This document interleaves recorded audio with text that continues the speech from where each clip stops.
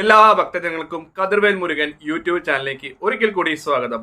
2024 March 14 വ്യാഴാഴ്ച, അന്ന് മീനം 1-ാം തീയതിയാണ്. വ്യാഴാഴ്ച ഭഗവാന്റെ ദിവസം കൂടെയാണ്, മഹാവിഷ്ണുവിന്റെ. അപ്പം ഈ 2024 മീനമാസമായിട്ടും നമുക്ക് ആ ഒരു മാസത്തെ ഫലങ്ങളൊക്കെ ഒന്ന് നോക്കാം അല്ലെ. അപ്പോൾ മീനമാസം പൊതുവെ എല്ലാ നക്ഷത്രക്കാർക്കും ഈ പറയുന്ന പോലെ തന്നെ സാമ്പത്തിക ലാഭവും സാമ്പത്തിക ഐശ്വര്യവും ഇല്ലെങ്കിൽ തൊഴിൽ തടസ്സങ്ങളൊക്കെ നീങ്ങി നല്ലൊരു മാസമായിരിക്കും മീനമാസം. അപ്പോൾ നിലവിൽ ഈ പറയുന്ന പോലെ സാമ്പത്തിക തടസ്സങ്ങൾ ഭക്തജനങ്ങൾ അനുഭവിക്കുന്നുണ്ടെങ്കിൽ സാമ്പത്തിക ലാഭം അവരെ വന്നു ഭവിക്കും എല്ലാ നക്ഷത്രക്കാർക്കും.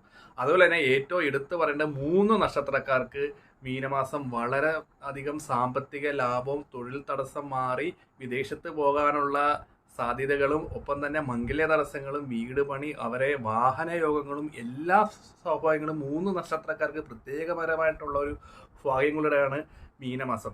അത് ഏത് നക്ഷത്രം എന്ന് വെച്ചാൽ അവിട്ടം, ചിത്തിര, മകേരം, ഈ 3 നക്ഷത്രക്കാർ. അതായത് ഈ 3 നക്ഷത്രക്കാർ ശരിക്കും പറഞ്ഞാൽ ചൊവ്വാദശയിലാണ്. അപ്പൊ ചൊവ്വയെ പ്രീതിപ്പെടുത്തേണ്ട കർമ്മങ്ങൾ മീനമാസത്തിൽ ചെയ്യേണ്ടതാണ്. സുബ്രഹ്മണ്യനെ ആകാം, ഭദ്രകാളിയാകാം. പിന്നെ ഓരോരോ ഭക്തജനങ്ങൾക്ക് ഉപാസനമൂർത്തി ഉണ്ടെങ്കിൽ ഉപാസനമൂർത്തിയും പ്രീതിപ്പെടുത്താം.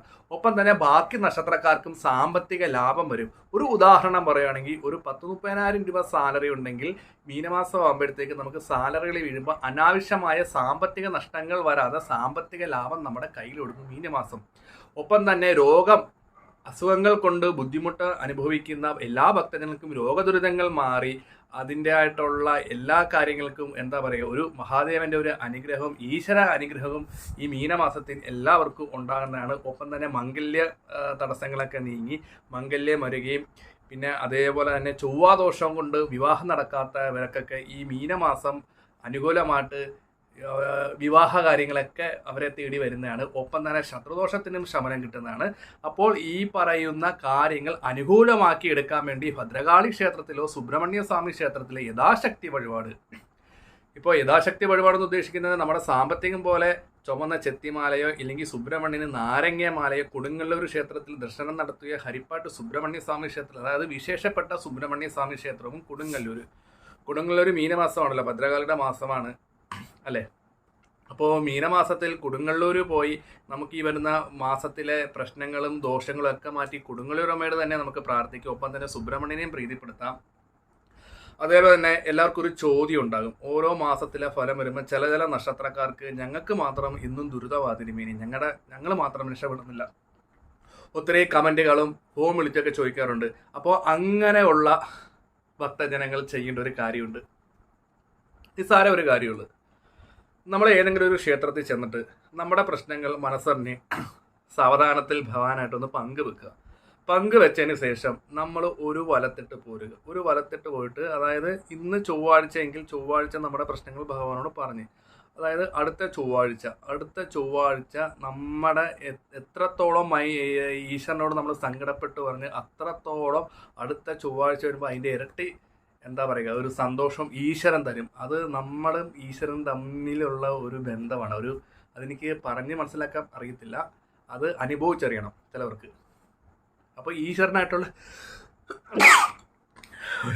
ഈശ്വരനായിട്ടുള്ള ഒരു ബന്ധമാണ്. ഇപ്പം തുമ്മിപ്പോഴാണ് നമ്മൾ ഓർക്കാറുള്ളത്. ഈ തുമ്മുമ്പോഴത്തേക്ക് ചില അമ്മമാർ ഹരേ കൃഷ്ണ ഉപാസനാമൂർത്തികളുള്ളത് ഹരഹരോ ഹരഹര. ചിലവർ പറയും ഈ തുമ്മുമ്പോഴത്തേക്ക് നമ്മുടെ കാര്യങ്ങൾ ഈ മറ്റുള്ളൊരു കുശുമ്പ് കൊണ്ടാ പറയുന്നതൊക്കെ.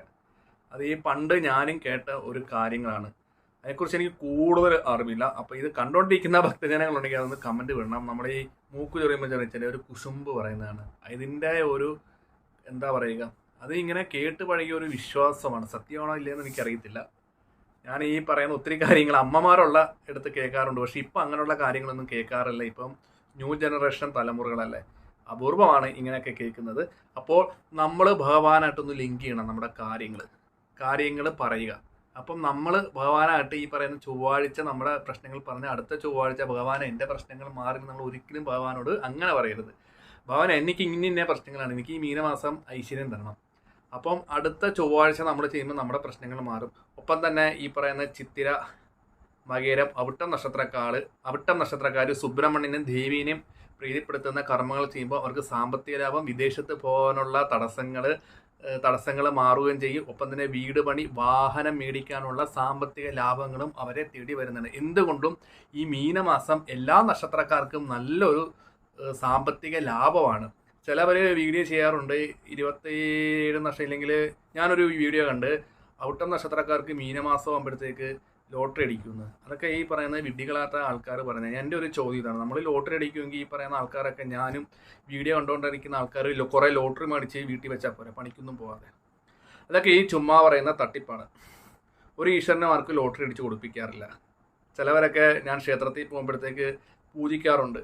അത് പൂജ ചെയ്യുന്ന ഭക്തജനങ്ങൾ മണ്ട പൂജിച്ചു കൊടുക്കുന്ന തിരുമേനിയും ശാന്തിയും അതിനെക്കാട്ട് വിവരമില്ലാത്തവൻ. അങ്ങനെയാണെങ്കിൽ നമ്മൾ കുറച്ച് ലോട്ടറി എടുത്ത് വെച്ചാൽ പോരെ, നമ്മൾ എന്തിനാണ് ജോലിക്ക് പോകുന്നത്?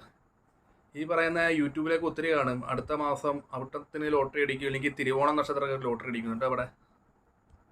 ഇത് കണ്ട് ഭക്തജനങ്ങൾ കുറേ ലോട്ടറി എടുക്കും. ഇതൊക്കെ ഇങ്ങനെ വീഡിയോസ് പറയുന്ന ആൾക്കാർ അവരുടെ ചതിക്കുഴികളിൽ വീഴരുത്. ലോട്ടറി അടിക്കുമെന്ന് പറയുവാണെങ്കിൽ അങ്ങനെ ലോട്ടറി അടിക്കാനുള്ള മന്ത്രങ്ങളോ കാര്യങ്ങളോ ആർക്കും മുൻകൂട്ടി പറ്റത്തില്ല. അങ്ങനെ പറയുന്നവരുടെ എൻ്റെ ഒരു ചോദ്യം, അവർ എന്തുകൊണ്ടാണ് ഈ ലോട്ടറി അവരെടുത്ത് വെക്കാത്തത്? അവർക്കറിയാം അടിക്കത്തില്ലെന്ന്. അപ്പോൾ ഭക്തജനങ്ങളെ ഞാനതൊരു കാര്യഗൗരവം ഒന്ന് ഓർപ്പിച്ചെന്ന് മാത്രമേ ഉള്ളൂ.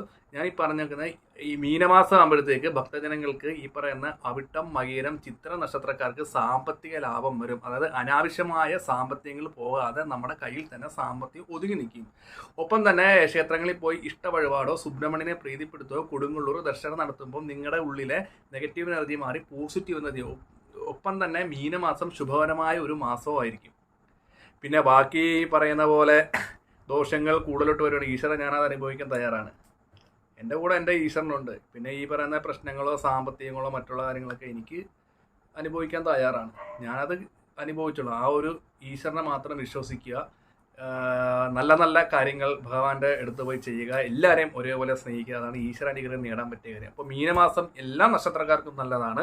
അപ്പം നക്ഷത്രക്കാർക്ക് ഈ പറയുന്ന തടസ്സങ്ങളൊക്കെ മാറാൻ വേണ്ടിയുള്ള കാര്യങ്ങളാണ് സുബ്രഹ്മണ്യ സ്വാമി ക്ഷേത്രം, കൊടുങ്ങല്ലൂർ ക്ഷേത്രത്തിൽ പോയി ദർശനം നടത്തുക. ഒപ്പം തന്നെ നമ്മുടെ ഉപാസനമൂർത്തിയെ പ്രീതിപ്പെടുത്തുന്ന കർമ്മങ്ങൾ ചെയ്യുക, നിത്യേന പഞ്ചാശരി ജപിച്ച് നടക്കുക. ലോട്ടറി മറ്റുള്ള കാര്യങ്ങളെടുത്ത് പൈസ കളയാതെ ആ ഒരു പൈസ നമുക്ക് ഉണ്ടെങ്കിൽ എന്തെല്ലാം കാര്യങ്ങൾ ചെയ്യാമെന്ന് ചിന്തിക്കുക. അപ്പോൾ വീഡിയോ ഇഷ്ടപ്പെട്ടെങ്കിൽ ലൈക്കും ഷെയറും ചെയ്യുക. മറ്റൊരു വീഡിയോയിൽ നമുക്ക് കാണാം.